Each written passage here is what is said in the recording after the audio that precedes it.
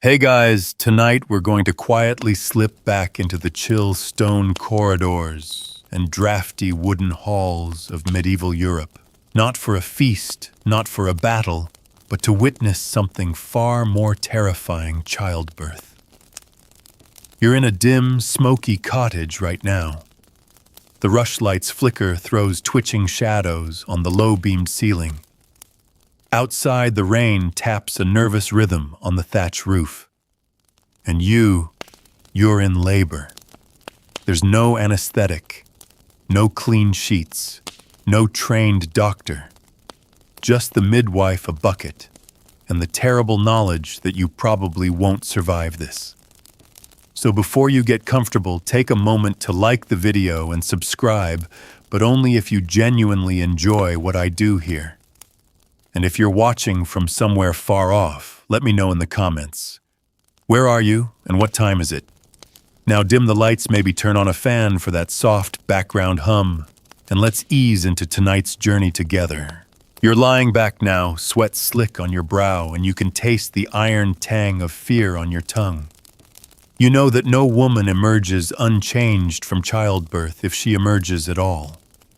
The hearth beside you glows weakly, but the firewood's damp. Every few seconds, a pop and hiss. It's barely enough heat to fight the cold creeping into your feet. You've heard the stories. The woman 3 houses over who bled out screaming. Your cousin who never stopped leaking milk and waste until her body simply gave up. Even queens, duchesses, noble ladies, they aren't spared. No amount of coin stops your womb from tearing or your baby from suffocating. You're not special. You're not safe. And the worst part is no one really understands what's happening to you. To the world around you, this moment is not a medical event. It's a spiritual one. Pain is your punishment. Suffering is the toll paid to Eve's curse when she bit the apple and doomed every daughter after her to bring forth children in agony. The priest told you that once as you knelt bleeding after your first miscarriage. He said your soul would be cleansed in this pain, that you'd be closer to God. But right now your body is too busy breaking open to feel holy. The midwife mutters prayers, but she's also tying charms around your wrist. A wolf's tooth, a scrap of St. Margaret's ribbon, at least what she claims is St. Margaret's ribbon. She hangs a lead pendant on your bedpost, hoping to ward off demons. She pours you weak ale to calm your nerves. There's no concept of germs here, no gloves, just her cracked, calloused hands wiping between your legs with the same cloth she used to clean the floor earlier. Outside the room your husband paces. He's not allowed in. This is a woman's domain. Men stay out. They're too weak for this kind of blood. He's probably praying for a son, or maybe just that you survive long enough to bear another one someday. You know he loves you in his own distant, fumbling way. But love isn't a guarantee. If you die, he'll remarry. He has to. The village needs heirs, not sentiment. And you're not even that old. 17, maybe 18. You lost count a few years back. Your body's been pregnant so many times it's hard to keep track. Not all of them made it far. You've buried 2. One came too early and never breathed. Another lived 2 weeks. That's not unusual. Half of all babies die before their first birthday, and a quarter don't even make it to weaning. No one has a word for infant mortality here. They just call it life. The pain is changing now, sharper, deeper, like something inside you is twisting, cracking apart. You bite down on a leather strap, because screaming would scare the children in the next room, and honestly, you need your teeth. The midwife crouches between your legs. She's seen this 100 times. Sometimes she helps. Sometimes she just waits. She's more practical than religious, more herbalist than healer. You like her. She smells like mint and old onions. She tells you not to push yet. You try not to. Your mother did this. So did hers. And their mothers before them all the way back. You feel their ghosts in the walls. This is the rite of passage for women here. Not a wedding. Not even death. It's this, bringing forth life through fire and blood and a body not built for this many trials.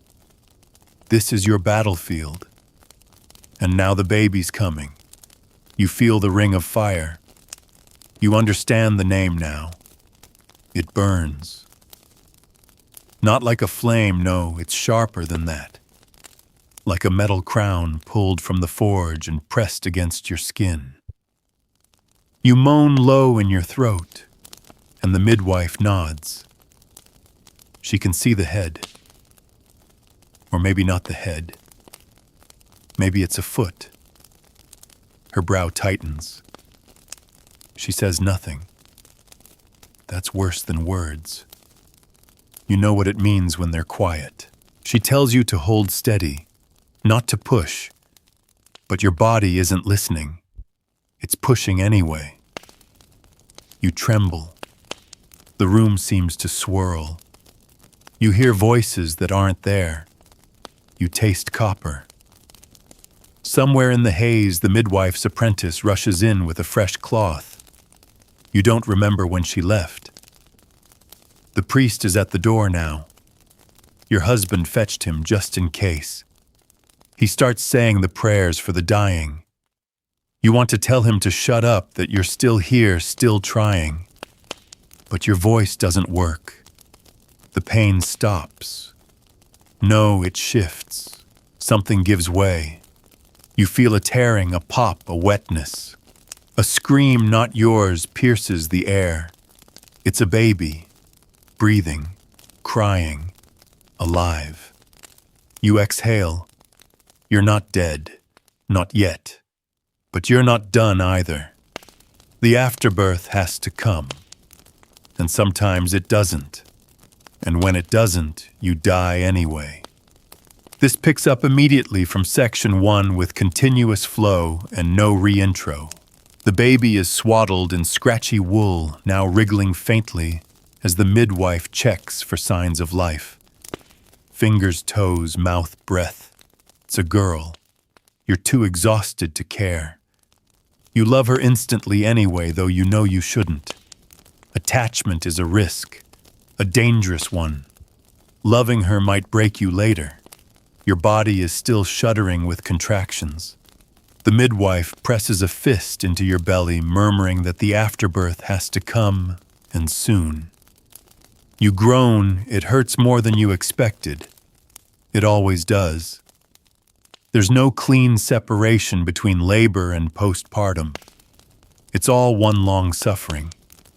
And if the placenta stays in too long, that's rot, fever, death. She needs you harder. You curse under your breath. You're not even sure which god you're swearing at. Finally, with one last gasp, it slithers out. A sick, wet feeling between your legs. The apprentice catches it in a basin and sets it by the fire, muttering something about good omens. Maybe they'll bury it in the field or burn it. Some midwives make charms from it, dry bits of placenta wrapped in cloth for protection. You don't ask. You don't want to know. You're too dizzy to sit up. Your bones feel hollow. Your thighs are streaked with blood, and the straw mattress beneath you is soaked. No one changes it. There's no such thing as fresh linen here unless you're rich, and even then, only sometimes. You'll sleep on this reeking nest for days. They tuck the baby against your chest, and she mews like a kitten. Her eyes are swollen shut. Her tiny fists flutter against your skin, searching blindly for warmth, for milk. You try to guide her mouth, but your hands don't seem to work anymore. They're too heavy, or maybe they just don't belong to you now. The midwife steps in again. She squeezes your breast roughly, checking for milk. Just a drop of yellow colostrum, thick, sticky. It's enough for now. She nods satisfied and bundles the baby tighter. Outside the room, someone's already whispering that you've given birth. A few neighbors drift in quietly to light a candle or say a prayer. No one stays long. Birth is sacred, but it's also dangerous. And dangerous things make people uncomfortable. The priest returns briefly. He dips his fingers into holy water and marks the baby's forehead with a cross. It's not a baptism, just a hedge against sudden death. If she dies before her christening, she won't get buried in consecrated ground. Her soul won't rest. That's what they say. So the priest blesses her just in case and promises to return in a few days when you're strong enough to carry her to the church. If you ever get that strong again. They feed you weak broth and a crust of bread. You try to eat, but it's hard to swallow. Your throat is raw from hours of groaning. Someone wipes your brow with a damp rag and mutters that you're lucky. Very lucky. You made it. Not everyone does. And the baby is whole, no deformities, no signs of witch marks or other omens. That's good. Because if she'd been born wrong, they might have whispered worse things. Sometimes babies with curled limbs or strange eyes are left out in the woods overnight just to see what God decides.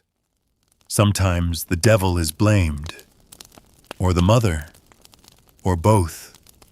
The room smells like iron and ash now, like blood and smoke and herbs too long boiled. You drift in and out of sleep. Your body keeps jerking awake, startled by its own pain. Every movement hurts. Your belly feels like it's been beaten. Your thighs burn. Your back is a string of pulled nerves. And you're leaking, bleeding still. You don't know how much is too much. The midwife checks you every few hours. She doesn't speak much, but she feels your pulse and examines the blood-soaked cloths with a practiced eye. Sometimes she lifts the covers and sniffs, literally sniffs you to catch the sour trace of infection. She's seen too many women rot from the inside. Childbed fever, they call it. And no one survives it. You ask for water. The apprentice brings it lukewarm, probably drawn hours ago from the muddy well. It tastes like earth and rust. You drink anyway. The days blur. The baby cries and feeds and sleeps and cries again. You lie there barely moving while the world outside your door carries on. The pigs root in the yard. Your older children, yes, you have two already peek and sometimes wide-eyed curious. They're not allowed to steam along. Their grandmother takes them away with a cluck of her tongue. She tells them to let you rest. She also tells them in a whisper you're meant to hear that their sister might not live through the month. It's not cruel. It's just realistic. You try to think of a name. Something simple, something strong. But you don't speak it aloud yet. Not until the priest blesses her. You don't want to tempt fate. The village women bring you little things, a boiled egg, a pinch of salt, a crust baked with fennel, a blessing in the form of food. One lays a sprig of rosemary on your chest and tells you to keep it close. It keeps death away, she says. At night, you sleep with the baby on your chest. There's no cradle, no mattress. Just you, the fire, and the sound of her breathing. You count her breaths. You pray you don't roll over and smother her. That happens sometimes, especially when you're this tired. No one would blame you, but they'd never look at you the same again. And still you're expected to heal. to cook, to tend the animals, to clean. Within a week, your husband will expect you back on your feet. He'll expect warmth again in your bed. His needs, like yours, are secondary to the cycle. The wheel must keep turning. Heirs must be made. You're not just a wife. You're a womb, a vessel, a quiet engine for the village's future. And the bleeding hasn't even stopped yet. The cloth between your legs is soaked again. You've lost track of how many rags they've changed. They keep a basket by your feet full of bloodied linens and old scraps, some already stiff and dark from drying too fast in the cold air. There's no laundry today. No rush. The stains never truly come out anyway. You've started to smell it now. The sour edge of old blood. It clings to your fingers even after scrubbing. It fills your nose when you try to sleep. You imagine it leaking into the mattress, into the straw, into the floorboards. The house itself now holds a trace of your birth. Your womb cramps again. It's not labor, but it mimics its shuddering waves of pain, lower and deeper each time the baby suckles. The midwife warned you. It's your uterus shrinking. A good sign, she said. A sign you're healing. It doesn't feel like healing. It feels like punishment. And you still haven't passed the line between safe and doomed. Not yet. The women who die after childbirth often do so quietly. On the 3rd day, the 7th day, sometimes later. It starts with a fever, or a smell, or a pain in the belly that doesn't go away. One minute you're nursing, the next you're whispering your last confession to the priest and hoping they'll bury you in a clean shift. You ask the midwife if you're healing right. She shrugs, says she's seen worse. That's meant to be comforting. She ties a pouch of herbs to your wrist. Mugwort sage and dried rose petals. It's supposed to ward off sickness. Maybe it does. Or maybe it just smells nicer than everything else. You've started to dream again. Strange, fragmented things. Women with hollow eyes. Babies with too many fingers.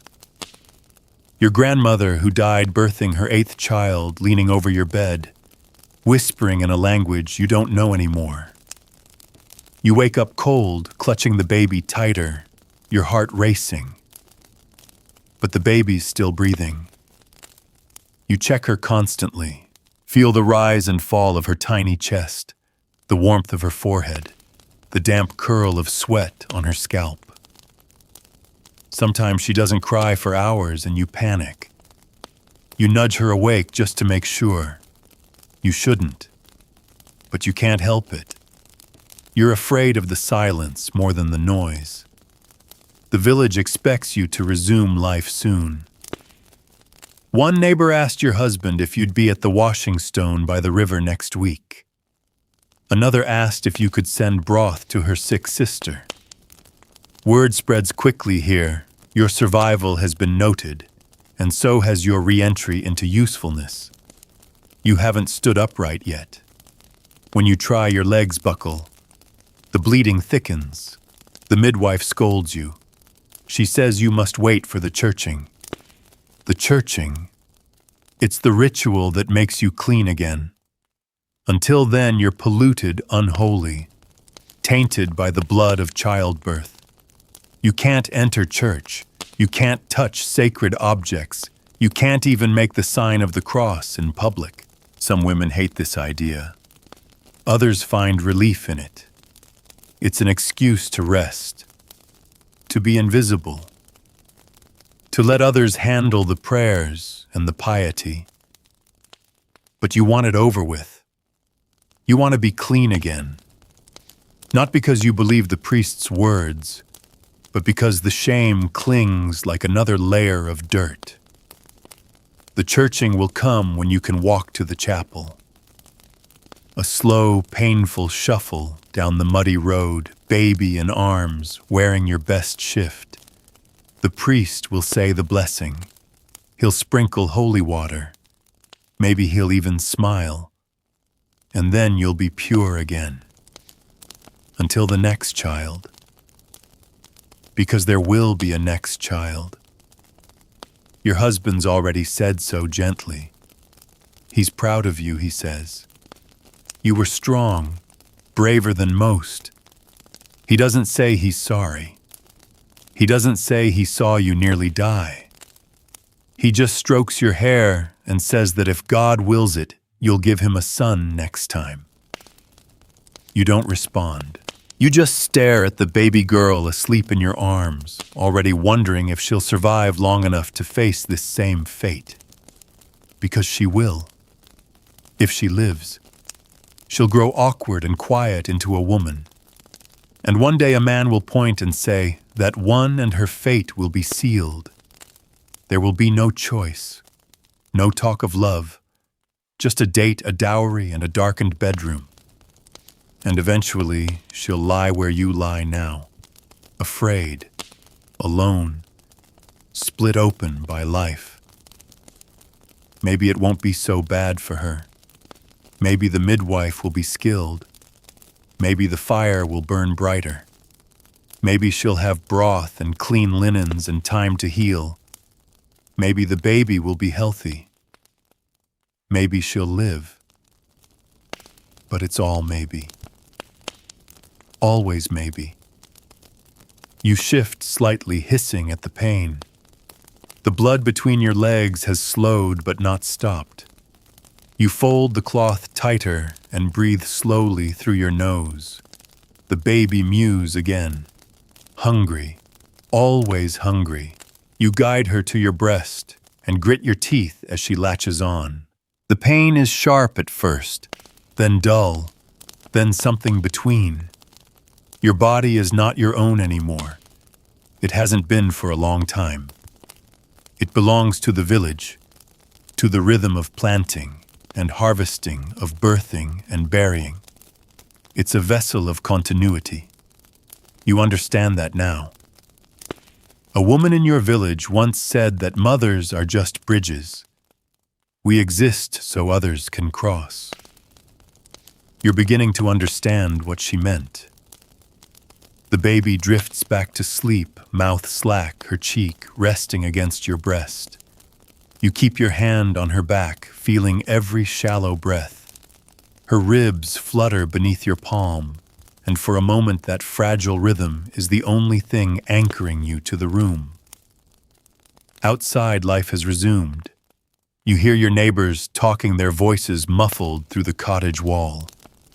The iron pot clinks on the hearth, and someone, probably your mother-in-law, stirs it with the same rhythm she's used for years. A few chickens cluck under the window. Somewhere a dog barks. Everything goes on. But you do not. Not really. You've been changed in ways no one will speak of. You're not just tired, not just wounded. You're something else now. Something people tiptoe around. Revered and avoided in equal measure. Because you've done what few dare to witness and fewer still understand. You've passed through death's threshold and returned.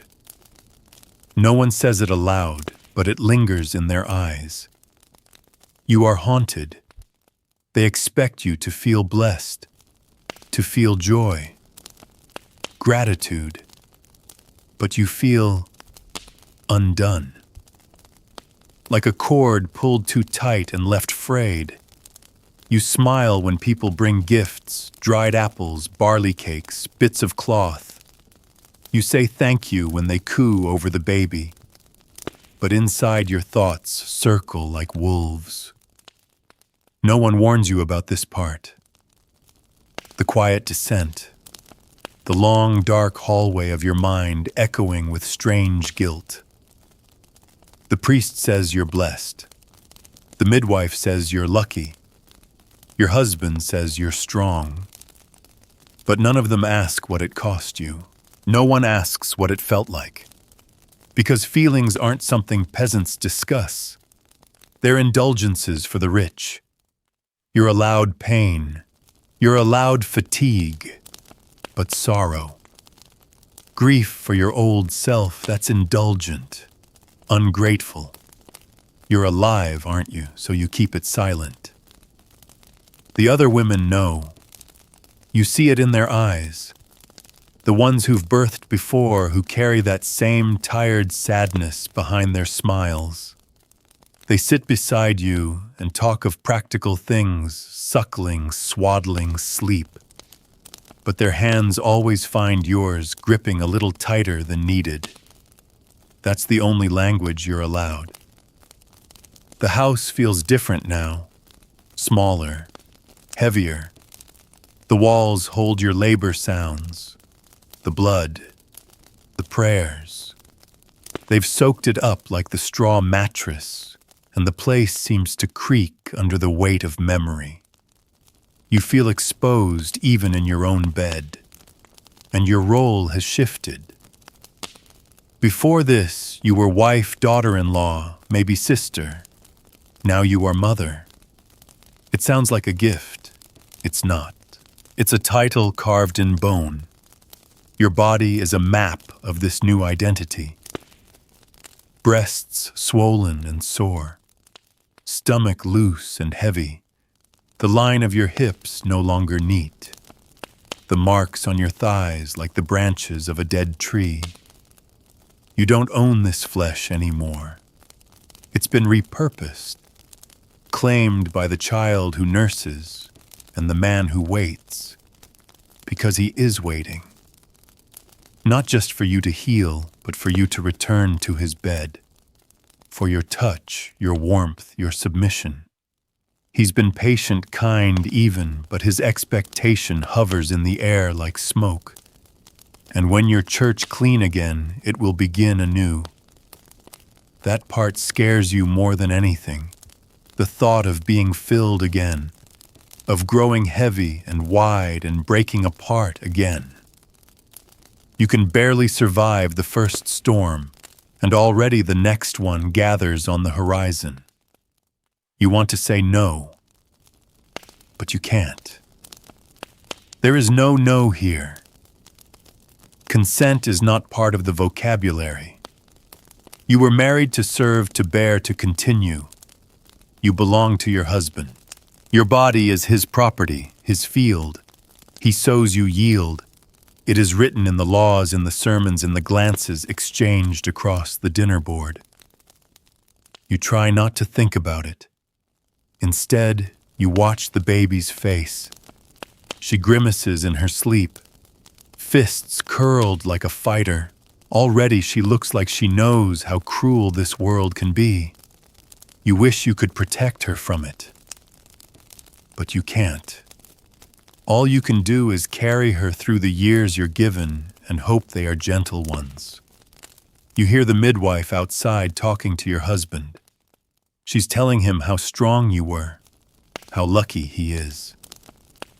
He nods, thanks her, offers her something, bread, cheese, maybe a coin. She deserves more. She always does. When she comes in, she presses a hand to your forehead. You're warm but not feverish. That's good. She tells you to keep drinking broth, to rest. She adds a pinch of dried sage to the hearth fire. It smells bitter, sharp, clean. She says you should name the baby soon. Don't wait too long. The spirits get restless if a child stays nameless. You nod, murmuring something non-committal. You've been thinking of names.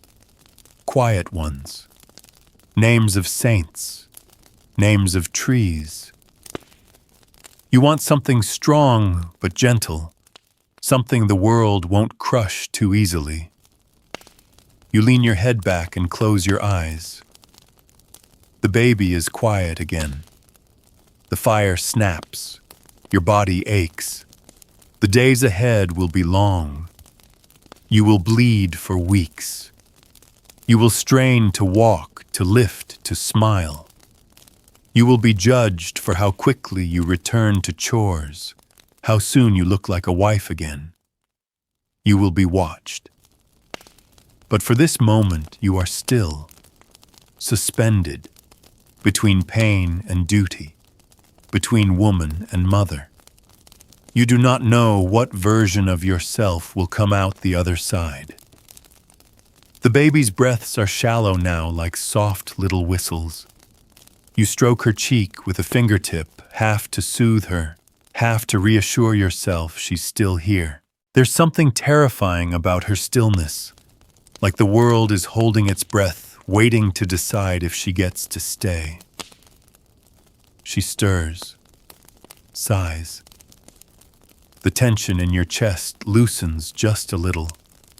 The fire has burned low again. You hear footsteps near the hearth, the creak of the old stool.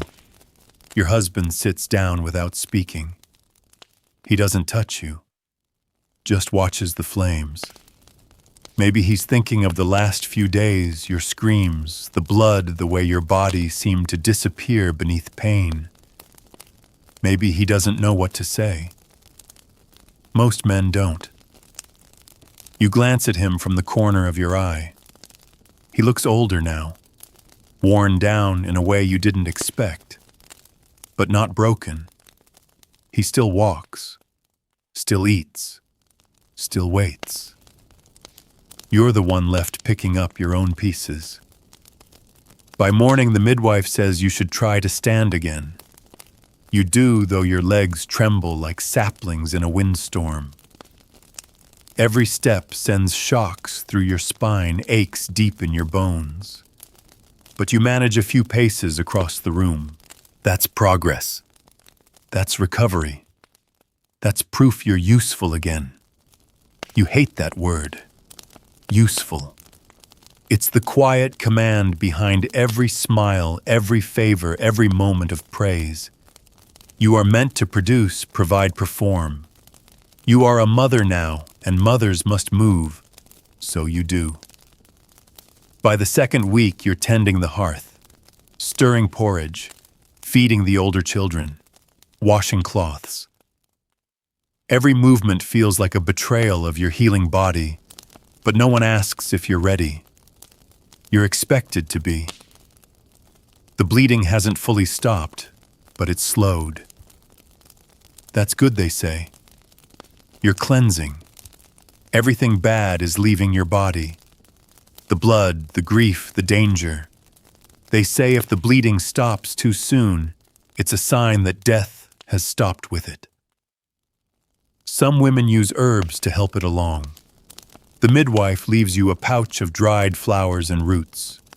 You steep them in hot water, drink it slowly. It's bitter, earthy, but strangely calming. You don't know if it helps. Maybe it's just something to believe in. There's a name for you now, at least whispered behind your back. Churching bound. Not quite clean. Not yet returned. A woman between worlds. No one says it with cruelty, but they say it. They always do. You feel it in their glances, the subtle space left around you when others sit, the way they avoid your eyes when passing bread. It's not disgust. It's reverence in the way peasants understand reverence, half fear, half awe. You are the portal, the cracked door between life and death. You've been on the other side, if only for a moment. Your mother-in-law brings the shawl she wore for her own churching. It's old, scratchy, the color of muddy straw, but it's a gesture, a connection. You thank her quietly. She nods once and leaves without saying more. That night you think about all the women who've walked this path before you, the ones whose names are forgotten, the ones who bled too much, the ones who lived and kept living even when their bodies were never whole again. You wonder if they whispered to each other in the dark, if they left signs, messages, codes for you to find. There are stories, of course. Every village has them. Tales passed from crone to girl, whispered during chores, or shared over steaming bowls of pottage. Stories of women who gave birth to spirits. Of mothers who never stopped bleeding, whose ghosts can still be heard wailing near the well. Of babies with eyes too old, too knowing. Of herbs that summon safety, and herbs that summon death. You never used to believe them. Now you're not so sure. You remember the moment the baby crowned that ring of fire, that sharp animal fear, and something inside you shifted. Not just physically. Something broke open in your mind like a curtain pulled back. You saw something, felt something, not divine, not holy, just ancient, a knowing, that your body is older than you, that it remembers things you don't, that it carried you through a ritual written in the blood of every woman before you. No one explains this part. The strange, sacred loneliness of surviving. The baby cries, jerking you back into the room. Her fists flail as her mouth opens in a wordless wail. You lift her groaning as your arms protest. She latches, drinks, calms. Your body responds, tingling, tightening, leaking. It's a dance you never rehearsed, but one you somehow know. She quiets. You rock her gently, humming a lullaby your own mother used to sing. You didn't know you remembered it, but the words return soft and slow. The room is warm now. Your other children are asleep. Your husband snores lightly in the corner. The fire has been fed, the pot emptied, the door latched. And in this moment, just this one, you feel almost safe, almost whole. You let the silence stretch. Let the shadows lengthen. Let yourself for once simply be. You wake before the sun. The sky outside is still the color of lead smeared with mist. The baby is curled at your side, asleep, her mouth slightly open, her breath warm against your skin. For once, your body doesn't scream when you move, just murmurs. A dull ache rather than a warning. Today is the day. You're getting churched. It's not a grand ceremony. There's no procession, no feasting, no lace veil and ringing bells. But it's a turning point all the same. A line you're meant to step over. From impurity to acceptance. From shadow to light. You slip on your cleanest shift. It's been washed in lye and dried near the fire for 2 days. Still smells faintly of smoke and bitter soap. You pull the borrowed shawl around your shoulders, your mother-in-law's old cloth, its corners frayed, its weave loose from decades of wear. Your husband doesn't walk you there. He's in the field already checking the oxen. There's frost on the ground, the kind that turns earth to iron. Your feet crunch softly as you walk the path. The baby is swaddled tight against your chest, wrapped in wool and layered cloth. Her breath rises in faint puffs that disappear into the air. The chapel appears like a smudge of stone on the horizon. Small, cold, humble. Its bell never rings unless someone dies. But today it waits quietly, its wooden door already ajar. The priest is inside. He knows you're coming. You pass neighbors on the way. Some nod. Some say nothing. One woman, a widow you barely know, presses a small bunch of dried lavender into your hand. For peace, she says. Her fingers are colder than yours. The chapel smells of candle wax and damp stone. The pews are empty. The light slants in through a high slit window, catching the motes of dust like tiny stars. You take your place by the door. You don't approach the altar. Not yet. You wait. The priest steps forward. His robe is old, patched at the hem. He doesn't smile. He doesn't need to. This isn't a joyful rite. It's a necessary one. He begins the prayer. He invokes Mary, of course, the Holy Mother, she who bore the Savior. But even she in the scriptures had to be purified, had to wait her 40 days before she was worthy to stand in the house of God again. If she required cleansing, then so do you. The words wash over you like river water in spring, cold fast, and not quite comprehensible. You don't catch every phrase. You don't need to. You know the rhythm. You bow your head when he expects it. You whisper Amen when the pause stretches too long. Then he sprinkles the holy water. It lands on your forehead, your shoulders, the baby's brow. You feel it run down your nose like a tear. The priest mutters something about blessing your womb, your house, your hands. He gestures for you to step forward. You do. The baby doesn't stir. You kneel at the small wooden rail. He offers one last prayer. Then he nods. It's done. You are clean now. He hands you a scrap of bread from the sacristy. Blessed, dry, a symbol of re-entry. You take it, chew, slowly swallow. The taste is nothing, but the meaning is weight. As you stand to leave, the baby opens her eyes for the first time all day. Wide, unblinking. You whisper her name to her, not for the first time, but for the first time without fear. You walk home differently. No one says so, but they see it. The way you carry yourself now. The way your shawl flutters in the breeze. The way your eyes meet theirs again. You're allowed to speak freely now. Allowed to pass through the chapel door without consequence. Allowed to offer bread, to light candles, to touch the font. You've crossed back into the world. But it's not the same world. Because you've changed. You carry something invisible. Something no blessing can wash away. Not shame, not sin, just memory.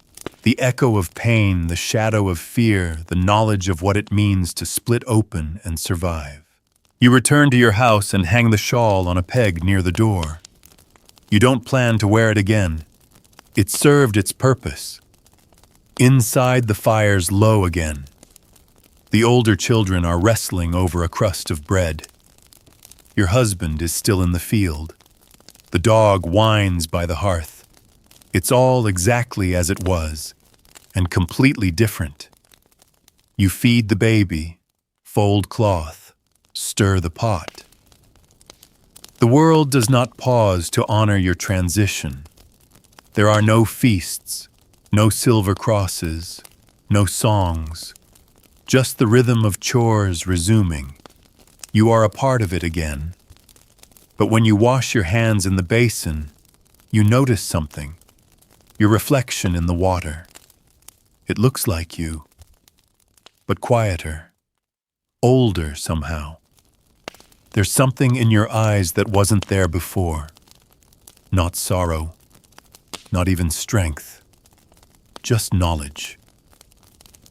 You've walked through a fire no one else saw, and now you live on the other side. The days grow longer. Spring edges closer. You can smell it in the thawing earth. Hear it in the way the hens cluck more loudly, and the birds return to their songs. But your body still feels like winter. Stiff, slow, half asleep.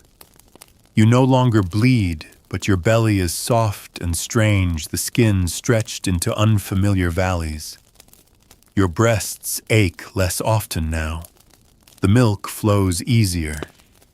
You've learned your baby's cries hungry, tired, gassy, frightened. She grunts like an old man when she dreams and smiles in her sleep. like she's hiding something from the world. You love her fiercely, and it terrifies you, because soon you'll be asked to make another. It starts subtly. Your husband lingers in the doorway a little longer at night.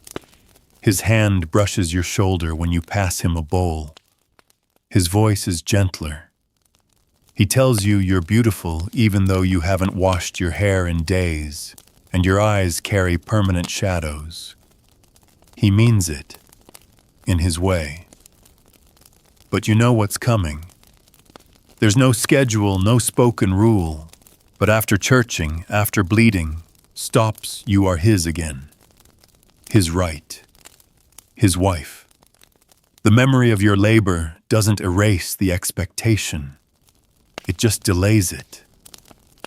And when he touches you that first time after, you freeze. Not because he's cruel, he's not, but because your body remembers. The tearing, the burning, the pressure. You feel it all again, even though this time there's no child forcing its way out.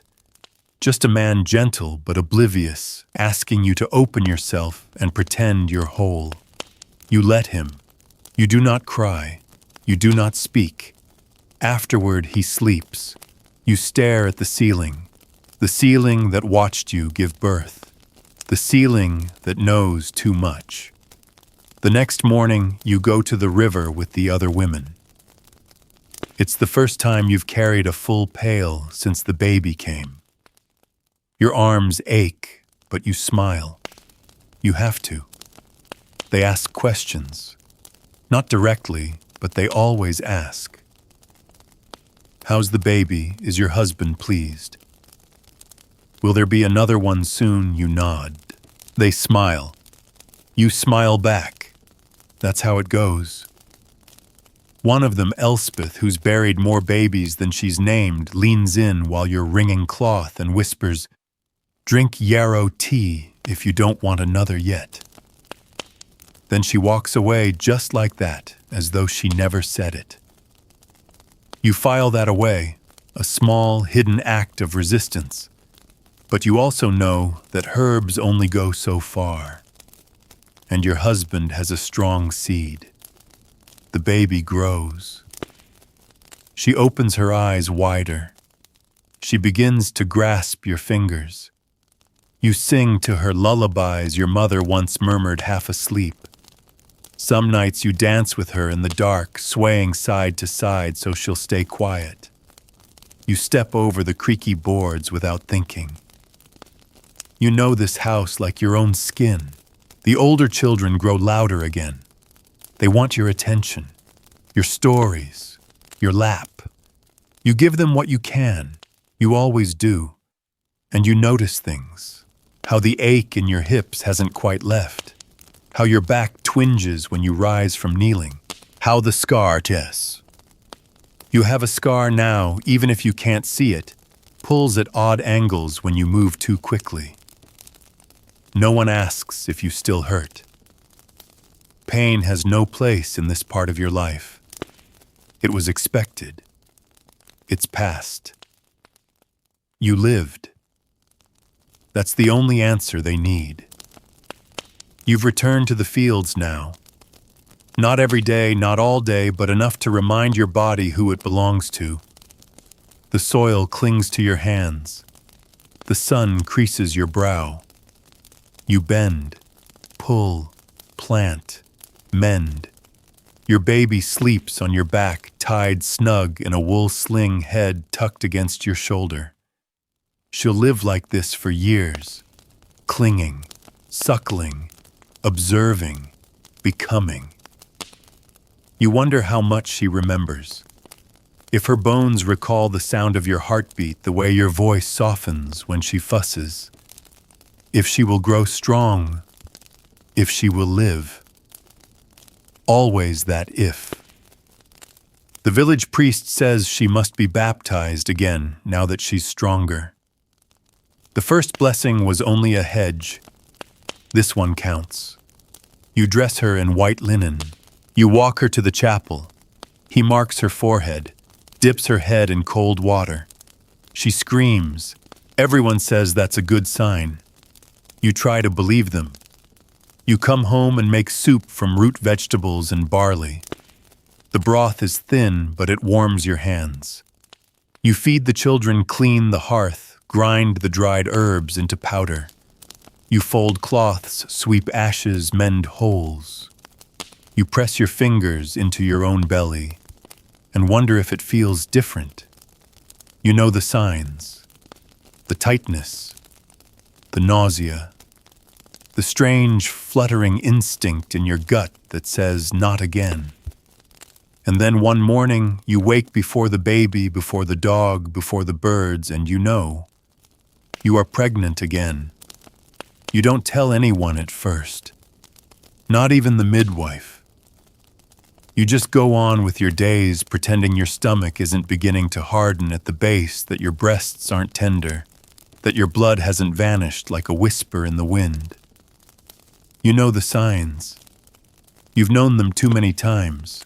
You stir the pot slower. You sit more often. You lift your baby girl more carefully now, conscious of the weight, the pull, the strain. She's still so small, still suckling in the night, still falling asleep in your arms, like you're the only shelter she's ever known. And already your body has been claimed again. You feel like a house with no door, just a corridor things walk in and out of unannounced. Your husband doesn't notice right away. Or maybe he does and just doesn't speak of it. He's pleased, of course. Another mouth, another child, another future. A son, maybe. He still wants a son, though he never says that part out loud anymore. It hovers in the space between his words. The baby in your arms tugs at your breast and pulls away with a wail. You rock her gently, wondering how she'll handle a sibling so soon. Wondering if she'll live long enough to meet them. You visit the midwife after 2 weeks of hiding it. She takes your wrist, feels your pulse, presses her palm to your belly. She doesn't smile. How long since your last bleeding, she asks. You tell her.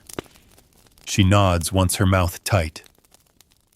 I'll bring you nettle tea, and liver if I can find it. You'll need strength. That's all she says. No congratulations, no warnings, just the truth wrapped in the language of practicality. You're tired already. The pregnancy creeps forward. Each day you feel it in new places. Your hips ache. Your back throbs by midday. You grow winded gathering water. The baby girl on your back grows heavier. The children grow louder. And all the while something stirs inside you, small now, but inevitable. You can't rest the way you did last time. You had time then. You had permission. You were the recovering mother, the brave survivor. Now you're just the pregnant wife again. You never got to be anything else. The villagers nod when they see your growing belly. One pats your hand and says, "A good woman gives her husband many children." Another offers a pinch of marjoram and whispers for courage this time. You don't know which feels worse, being praised or pitied. Your body doesn't heal fully before being asked to build again. It's like trying to grow a tree in soil still smoldering from fire. You sleep less now. The baby wakes often, teething, fussing, and your dreams have changed. They're sharper, more vivid. You see blood on straw again. Feel the scream lodged in your throat. You wake sweaty, heart-racing hands curled into fists. The days blur. You keep moving, because if you stop, it all unravels. One morning, your eldest daughter, only 5, still sticky with sleep, asks you, "Mama, will this baby take you away?" You freeze. You kneel down, touch her face, push a curl behind her ear. No, you whisper, not this time. But you're not sure you believe it. You think about St. Margaret more these days. The midwife left her ribbon on your bedpost again, frayed, faded, wrapped in blue thread. The patroness of childbirth, the one who was swallowed by a dragon and cut herself out with a cross. A tale told in the dark to desperate women. You wonder if it ever comforted anyone. You say her name before sleep anyway, just in case. Your appetite fades. The taste of meat turns your stomach. Bread tastes like ash. You force down broth herbs milk, but it's a struggle. The baby still suckles and you wonder if your milk is thinning. She seems unsatisfied. You fear she's fading. Her cheeks aren't as round. You're failing her even as you build another. And still no one stops to ask how you're doing. Only if the baby is healthy. Only if you've felt it move yet. Only if you're hoping for a boy. You answer with the same quiet smile, the same nod, the same "we'll see." Inside, you count the weeks. You measure the heaviness in your belly. You track each kick, each twist, each unfamiliar pain. You wonder if this one will come early, if this one will turn the right way, if this one will stay alive, and whether you will. Because now you understand survival isn't guaranteed. It never was. You could die. Your daughter could be motherless before she's weaned. Your baby could be born silent. You could tear beyond repair. Fever could take you. Bleeding could hollow you out before morning. And if that happens, the world will keep turning. The fire will be lit. The bread will be kneaded. Another woman will step into your place. That's the worst part. The world won't stop, not even for a moment. So you keep walking. You keep cooking, nursing, praying. You keep whispering to the growing weight in your womb, hoping it's listening, hoping it's gentle. The first pain comes at night. Not sharp, not sudden. Just a slow, creeping tension that wraps around your hips and squeezes until you can't breathe through it. You're lying in bed, one child curled beside you, your belly heavy with life when it strikes. You freeze. Wait. Wait. It passes. But you know, this is the beginning. You shift quietly so as not to wake the baby sleeping against your chest. You stare at the rafters. Try to count the breaths between now and the next one. You press your hand to the side of your belly. It's hard. Rock hard. The child is ready. You're not. You never were. By morning, the pains are regular, closer together, deeper. The midwife arrives without needing to be called. She knew. She's seen it in your walk the last few days, in the way your face tightened when you stood too fast. She brings her bag of rags and herbs and lays them down beside the hearth with quiet efficiency. No fuss, no ceremony. Just preparation. Your eldest takes the younger children to the neighbor's house. She's grown since last year. Wiser, quieter. She kisses your forehead without being asked. You wonder what she knows, what she's seen, what she fears. You don't ask. The contractions grip you now like fists. The midwife wraps your belly with warm cloths soaked in chamomile and thyme. She murmurs blessings, lights a candle, ties St. Margaret's ribbon around your wrist. Again. Always again. You begin to sweat. The fire is too hot, or maybe it's just you burning from the inside out. Your body feels like an oven, like a crucible. Something is being forged inside you, and it will come out screaming, or not at all. You try not to think about last time, but your body remembers. Your thighs tremble at the memory of that ring of fire, that tearing pressure, that strange moment where you weren't sure if you were birthing or dying. The midwife tells you to breathe. You try, you really try. But the pain is thick now. It wraps around your spine, bites at your pelvis. You grunt, moan. You grip the edge of the bed frame so hard, your knuckles turn white. You don't scream. Not yet. You're not ready for the neighbors to hear. The baby's father waits outside again. He's learned to stay away to keep his prayers to himself. He doesn't pace this time. He sits. Quiet. He knows now what this can cost. You cry out just once as another wave hits harder than the last. Your body arches and you feel a wetness, then a warmth. Your waters have broken. The smell is sharp. The midwife nods, checks between your legs. She says the baby's coming fast. Too fast. She tells you not to push. You do anyway.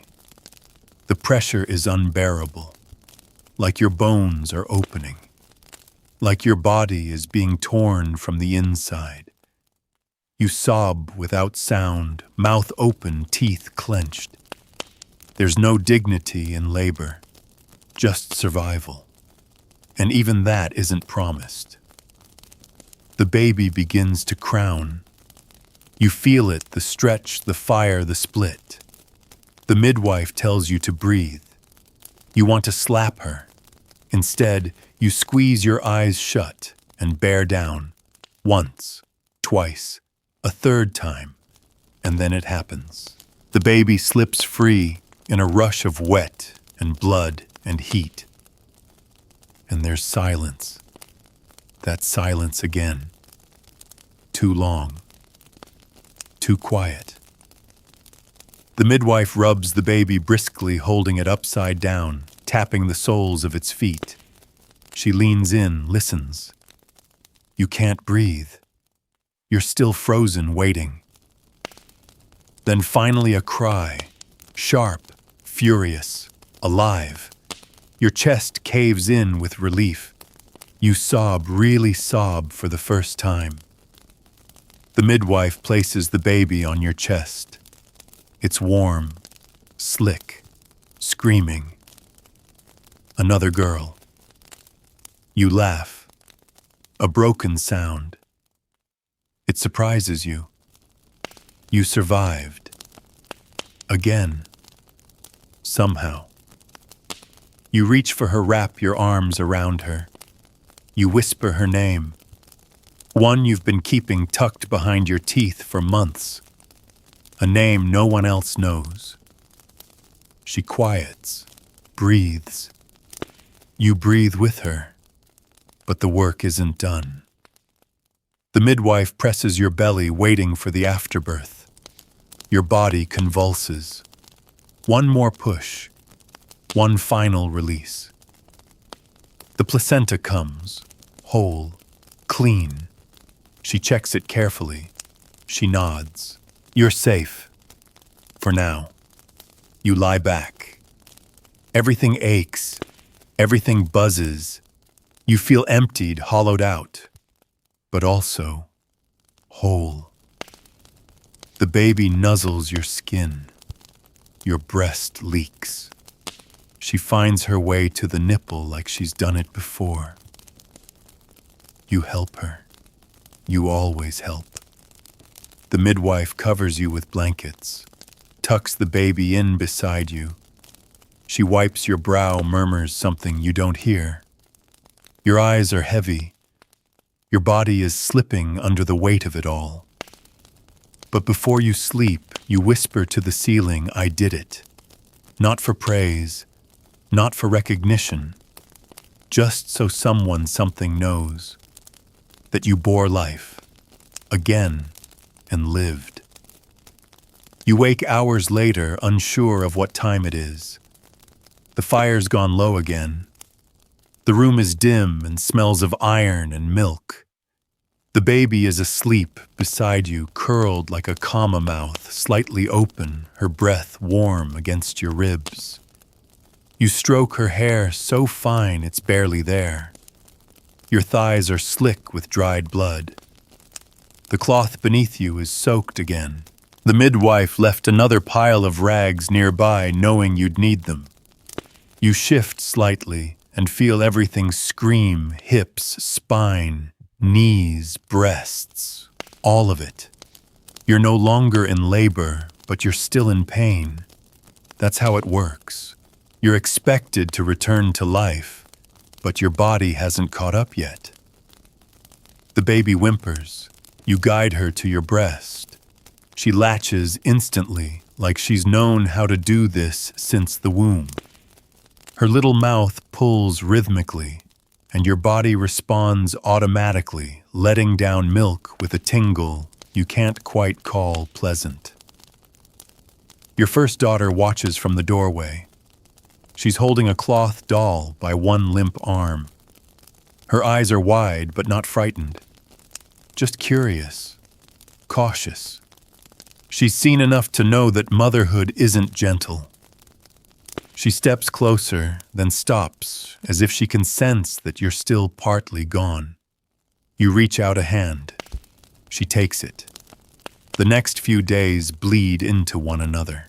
You drift between waking and sleeping, nursing and shifting, aching and pretending. The midwife checks in daily. She feels your pulse, your belly lifts the blanket, and sniffs just like last time. Her face remains unreadable. That's somehow worse than worry. You ask if you're healing. She says, as well as can be expected, which means you haven't died yet. Your husband comes to sit with you in the evenings. He holds the baby, awkward but earnest. He doesn't say much, just watches her face, touches her nose with one rough finger.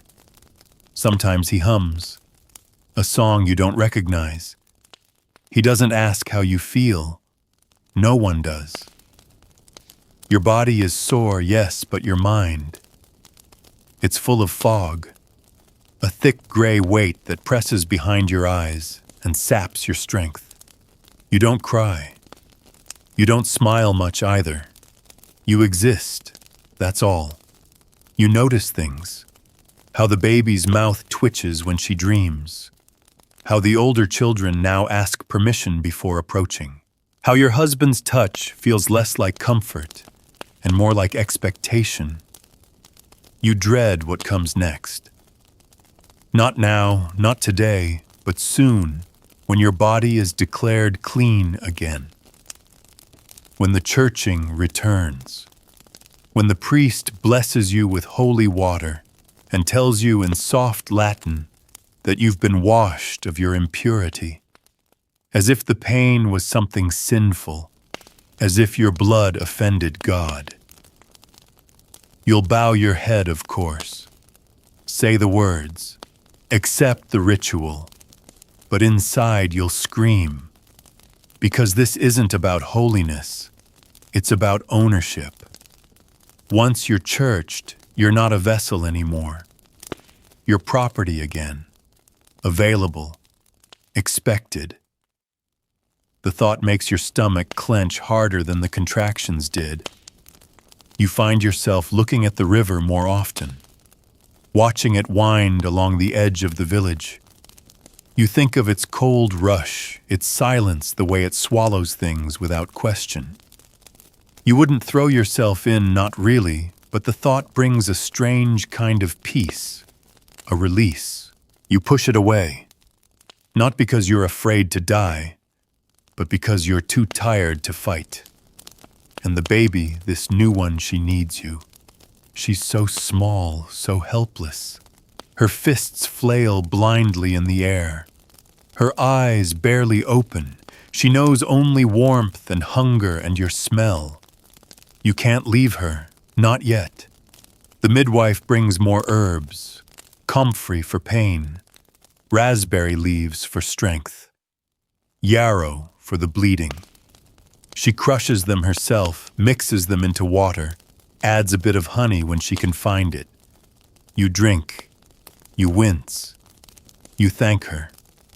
Sometimes she lingers longer than necessary. She doesn't speak of feelings, but she tells you stories of other births, other mothers, other babies that lived or didn't. Not with pity, just honesty. You think she tells you so, you'll remember you're not alone, that your suffering has sisters. You appreciate it more than she knows. By the second week, you're upright more often, rocking the baby, shushing the toddler, stirring the soup. Your back aches, your belly pulses, your scar pulls in strange directions, but you move. Movement is proof of life, and still no one asks. Not the priest, not the women at the river, not your husband. Not even the older children who see the sadness in your face but don't yet have the words for it. So you keep going. You fold cloth. You grind grain. You nurse, you wash.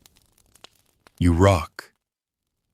And in quiet moments when the house is still, you press your hand to your stomach, not out of fear, but because you've started counting again. How many more times? How many more? The days are warmer now. Spring has truly arrived. You smell it in the wet grass, the thawed mud, the way the hens seem more restless. The air feels softer.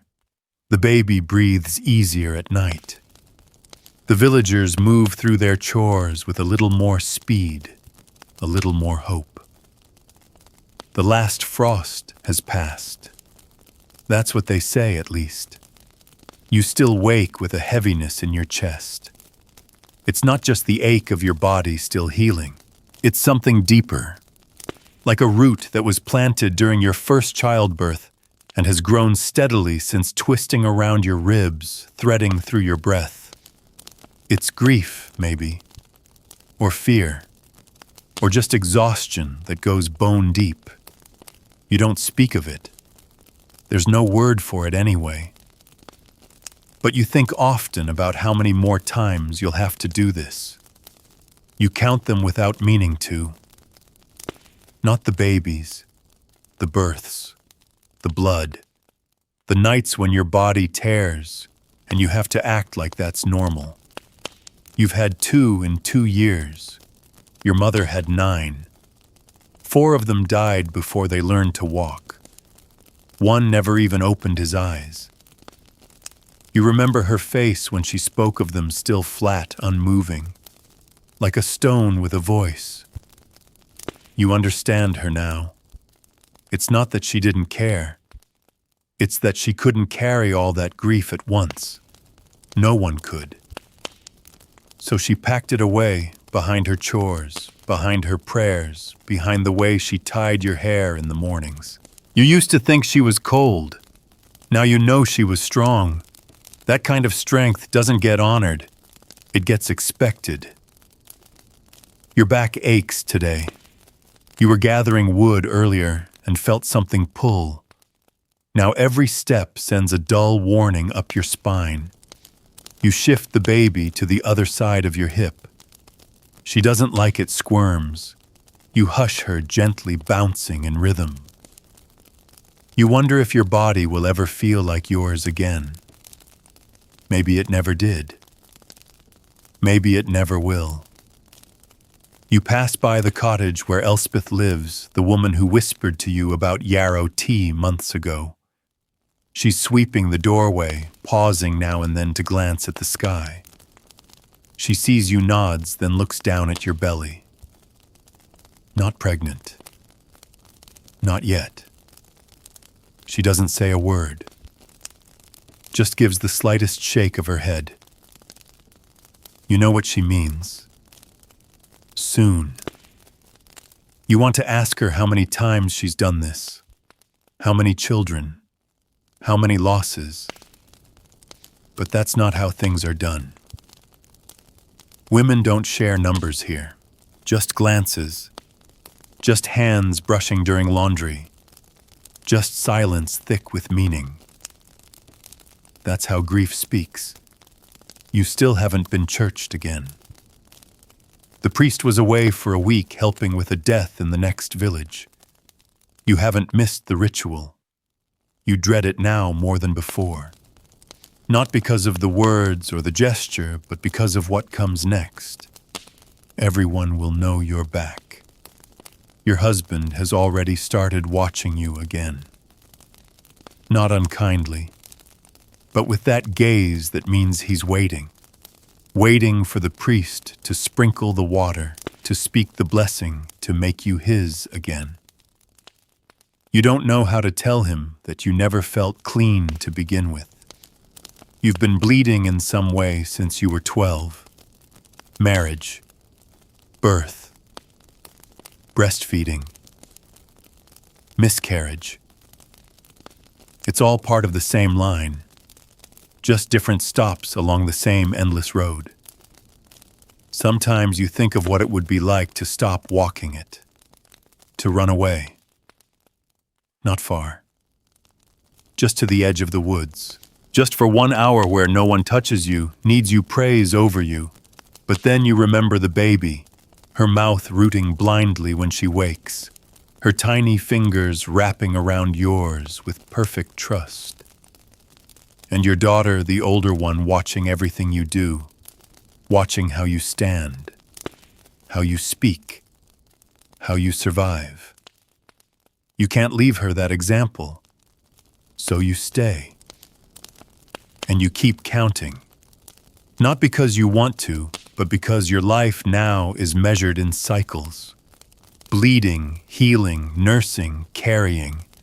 The wheel turns, and you're strapped to it. You know women who've had 10 children.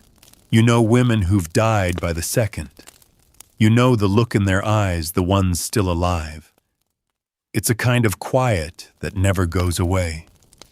You've seen it in the mirror too.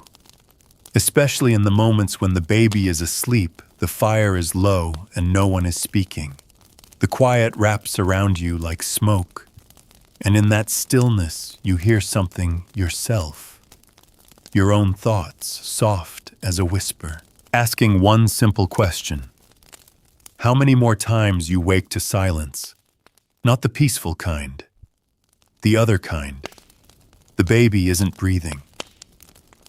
For a moment you think you've gone deaf. Your ears ring. Your fingers feel too slow. You shake her gently, then harder.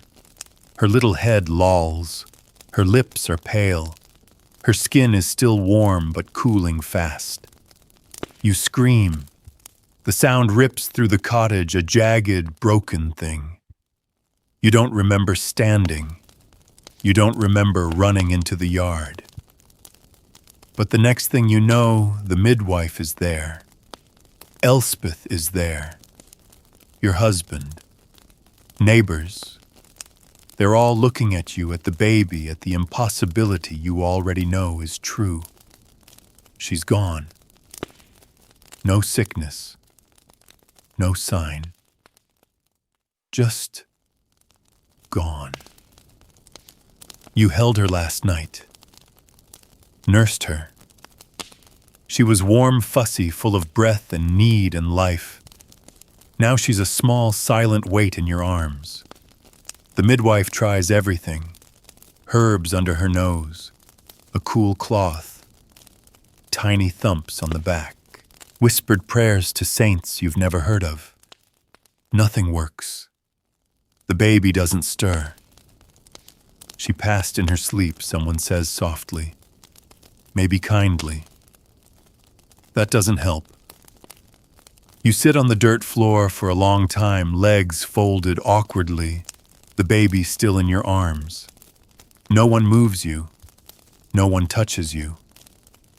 Grief here is not a performance. It's a stillness. Eventually, someone lays a blanket over your shoulders. Another takes your older children outside. Elspeth stays close, sitting just within reach, saying nothing. And the questions begin. Was it your milk? Was she cursed? Did someone look at her wrong? Was there a spirit in the house? Did you sleep too heavily? Did you do this? No one accuses you. Not directly, but you hear it in their voices. The fear, the superstition, the quiet suspicion that maybe you did something wrong, that maybe this is punishment. The priest arrives. He blesses the body, mumbles prayers, tells you she was taken because she was too pure for this world, that God needed her soul back, that this is mercy. You want to scream again, but the air is too thick. The burial is the next day. A small grave dug near the edge of the churchyard. The priest says the words. Your husband throws a handful of dirt. Your daughter clings to your skirt, confused. Your milk lets down in a sudden rush, soaking your shift. There's no baby to feed. That night you bind your breasts with cloth and cry for the first time. Not because she died, but because you knew she would. Eventually. All babies die, or at least enough of them do that you're trained not to hold on too tightly. You tried not to, but she was yours, and now she isn't. You can't look at the cradle. You can't look at the herbs on the shelf. You can't even look at your husband. He doesn't speak of it. He grieves in silence, keeps busy, fixes a fence, chops wood, curses the weather. But he doesn't say her name. You say it quietly into your hands every night before sleep. Just once, so someone in the world remembers. The villagers are kind, in their way. They leave food. They offer help with chores. One old woman brings you a carved bit of wood shaped like a dove. To keep near your bed, she says, so her soul won't wander far. You place it on the mantel.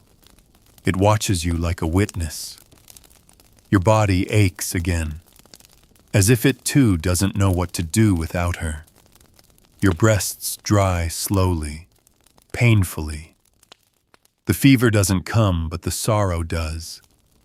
Every time a breeze moves through the house, every time a cloth falls, every time you forget and glance at the cradle, you return to work before you're ready, because there is no room for mourning here. Not really. The fields don't stop growing. The animals still need feeding. The children still ask for bread. No one talks about your baby now. She's already faded from conversation. You try not to resent it, but you do, just a little. You speak to Elspeth while pounding grain one afternoon. You ask her quietly how many she's lost. She doesn't answer. She just reaches out and squeezes your wrist. That's enough. You're part of a silent sisterhood now. A long, endless line of women with too many graves and not enough memories. Some with stones, some without. Some names spoken, others gone before they ever reached a priest. There is no monument for them. Just you and your memory. You make a quiet promise to speak her name once a day, even if no one hears, even if no one remembers, even if it's just into the steam rising from the soup. Her name will live through you. The cradle is empty, but you keep it. You thought about burning it, carrying it to the edge of the woods and setting it alight while no one was looking, just to see something disappear the way she did. But you didn't. You couldn't. Instead, you clean it, scrub the joints, replate the frayed cords, fold a fresh cloth inside. Not because you're ready for another child, but because you know there will be one. There always is. Time doesn't slow. It doesn't even stumble. The rains come, then the heat. Then the harvest begins. You're back in the fields before the grief finishes bruising your ribs. You bend. You carry. You sweat. You grind grain with aching arms and nurse the baby who still needs you, though now there is only one. Your daughter, the oldest, stares at the empty cradle sometimes. You catch her placing her cloth doll inside gently, as though afraid it might break. You don't stop her. Let her remember in her own way. Your husband doesn't mention the child you lost. Not once. But he's gentler now. His hand lingers on your shoulder when you pass. His voice softens when he speaks your name. He doesn't ask for your body. Not yet. He waits. You both know it's temporary. The silence between you is not peace. It's a pause. One night, Elspeth brings you a bundle of herbs wrapped in linen. She doesn't say what they're for, but you know. Yarrow, mugwort, pennyroyal. You don't ask how she came by them. You don't ask if they work. You just accept them, wrap them tighter, and hide them in a basket under the hearthstones. You may not use them, but having them makes the world feel less cruel. There's power in that, even if it's small. The other women nod at you differently now, not with pity, with recognition. They've seen the empty cradle. They've seen you walk back into the fields anyway. They know what that means. You've been folded into their quiet order, the ones who endure, who lose, who keep going. You learn how to breathe again. Not deeply, but enough.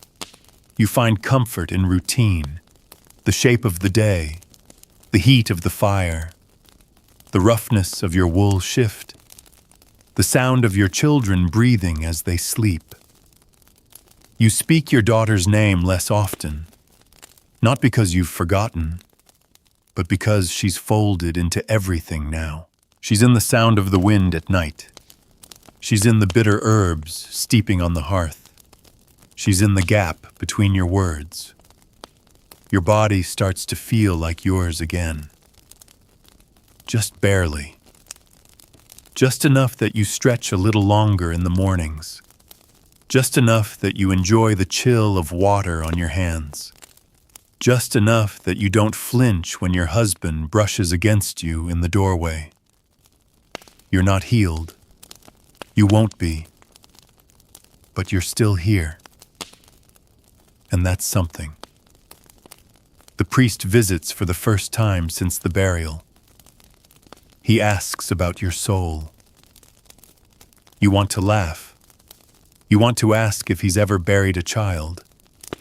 You want to ask if he knows what it feels like to watch your own body betray you again and again. But instead, you bow your head. You murmur the right words.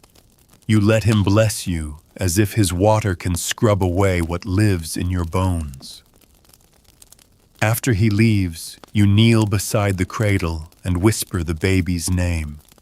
Not for her, for you, just so you don't forget who you were.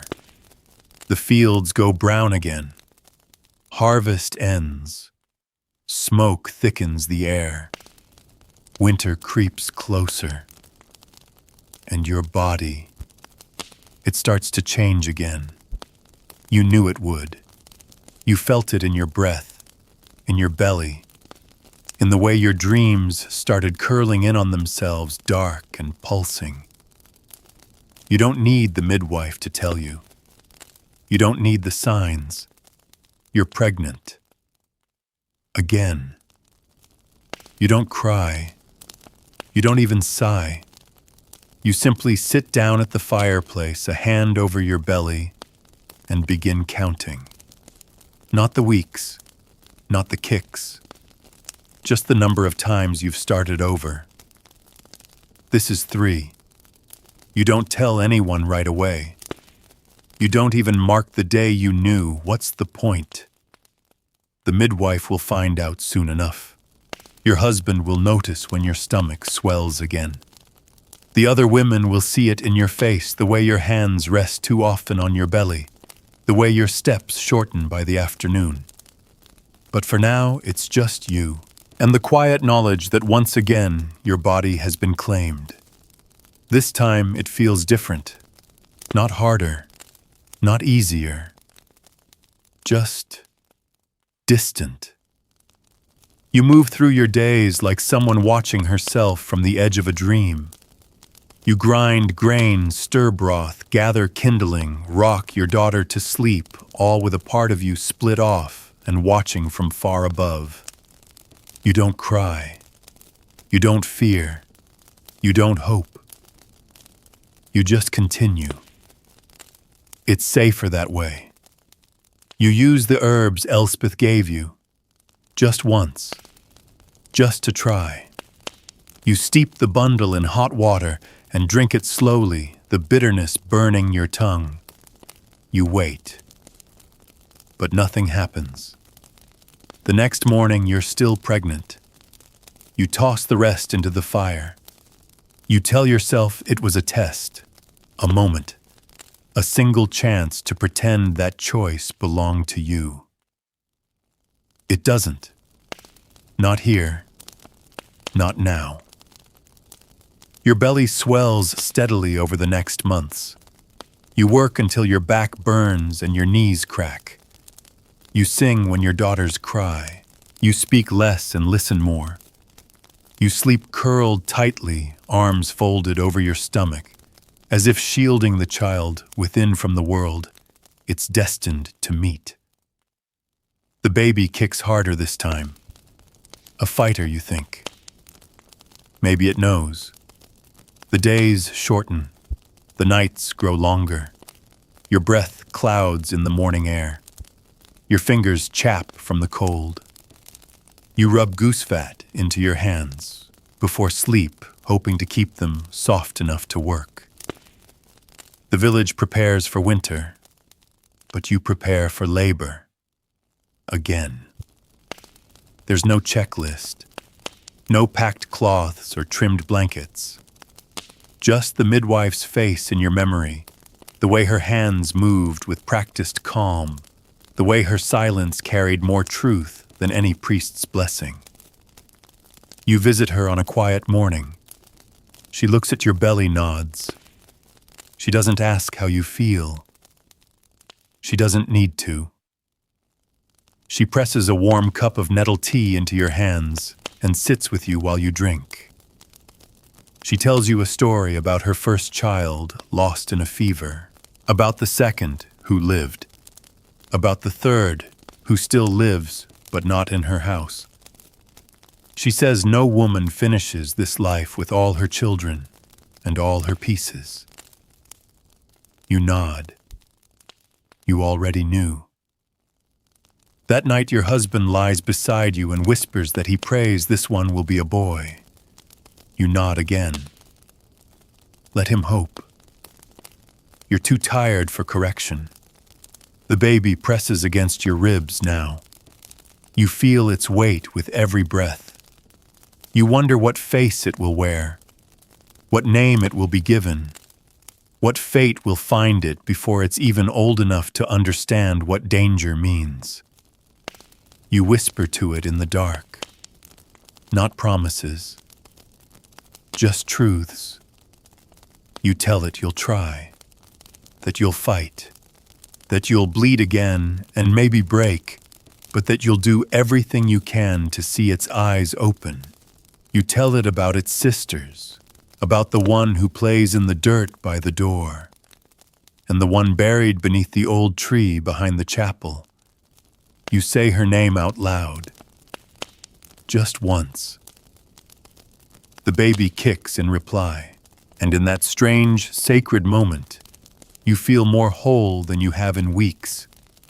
Not healed, not ready, but whole. Because you are the sum of every life you've carried, every breath you've coaxed from silence, every night you've stood at the edge of your strength and stepped forward anyway. You don't need prayers. You don't need pity. You need firewood, broth, dry cloths, and silence, because it's coming soon. You know the signs now. The ache in your spine, the heaviness in your hips, the way the world narrows to a point just below your ribs. You stand at the door before dawn watching the frost gather, and you whisper 3 words into the wind. Let me live. The first pain catches you off guard, not because you didn't expect it, but because this time it doesn't feel like terror. It feels familiar. A low pressure, a tightness curling around your belly, your back, your thighs, like the body pulling a memory out from somewhere deep. A rhythm you never forgot. A tide you've learned to float inside rather than fight. You're already moving. The older children are out helping gather sticks with neighbors. Your husband has gone to barter grain at the next village.